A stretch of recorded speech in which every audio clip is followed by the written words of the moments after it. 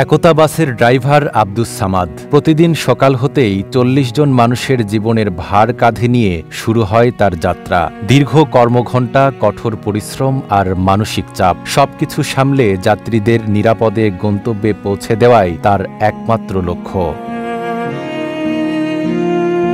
মালিকদের টার্গেট পূরণে সকাল থেকে রাত পর্যন্ত ঘোরাতে হয় গাড়ির স্টিয়ারিং। বিশ্রাম বলতে দুপুরে সামান্য খাবারের সময়টুকু। এটি মেহেরপুরের প্রায় সকল বাস শ্রমিকদের প্রতিদিনের রুটিন। মাস জুড়ে দেখা 14 থেকে 15টা ট্রিপ হয়, যে ট্রিপ মেরে আমাদের সংসার চালানো খুব অসম্ভব হয়ে পড়ে। তারপরে রাস্তায় অবৈধ যানজট, অবৈধ যান চলাচল কারণে আমাদের যাত্রী অনেক কমে গেছে, যে অবস্থায় যাত্রীও ঠিক মতন হয় না।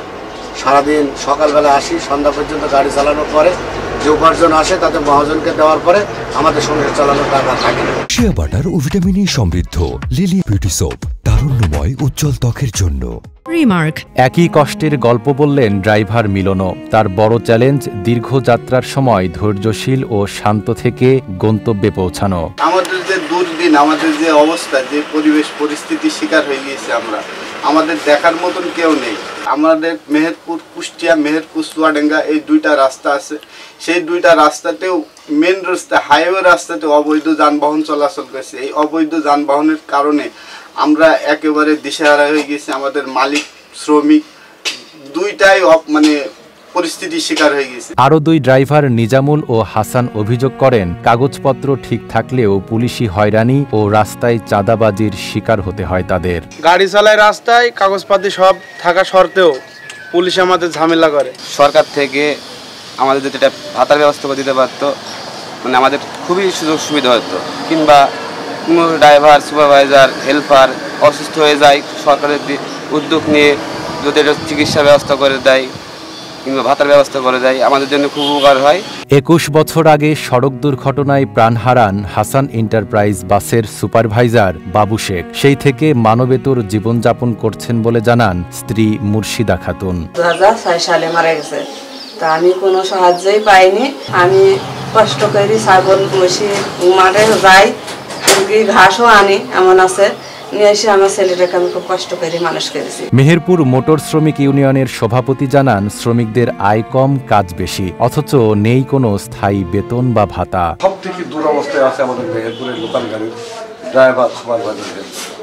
একটা ট্রিপ যে আমরা যাই কুষ্টিয়া আপডাউন করি, মালিক তরফ থেকে কোনো পারমানেন্ট কোনো যে তার দিন হাজিরি সেটাও না। এই জন্য আমাদের খুব দুরবস্থা। আর এই লোকাল রোড আমাদের যে অবস্থা, তাতে আমরা শ্রমিকরা চালানো খুব কঠিন। যে আমার যে ড্রাইভার যে দুরবস্থার ভিতরে আছে, 3 বেলার ভিতরে অনেক সময় হয়তো 2 বেলা খেতে পাচ্ছে, 1 বেলা পাচ্ছে না। বিআরটি এর তথ্য অনুযায়ী চলতি বছরে জেলায় 29টি সড়ক দুর্ঘটনায় 40 জন নিহত ও 73 জন আহত হয়েছেন। সড়কে দুর্ঘটনার অনেক বহুবিধ কারণ আছে। প্রথম কারণ যে মানুষের গতিটা নিয়ন্ত্রণে থাকে না। তারপরে সড়ক বিধি, আইন এগুলা অনেকেরই জানা নাই, বা জানা থাকলেও সেটা মানার প্রবণতা নাই। সবচেয়ে বড় বিষয় সেটা সড়কে বিশৃঙ্খলভাবে সকল প্রকার যানবাহনের চলাচল।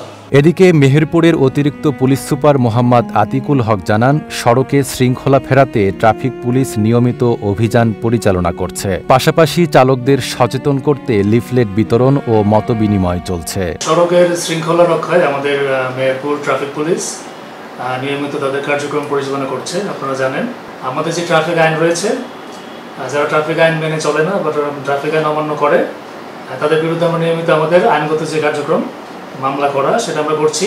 তো এগুলো নিয়ে আমরা তাদেরকে সচেতন করার জন্য আমরা তাদের সাথে মাঝে মাঝে মত বিনিময় করছি, লিফলেট বিতরণ করছি। সমাজের সেবা করেও অবহেলায় দিন কাটছে এসব বাস চালকদের। মানবেতর জীবন থেকে মুক্তি পেতে তারা এখন ন্যায্য অধিকার দাবি করছেন। Desk report, Dhaka post.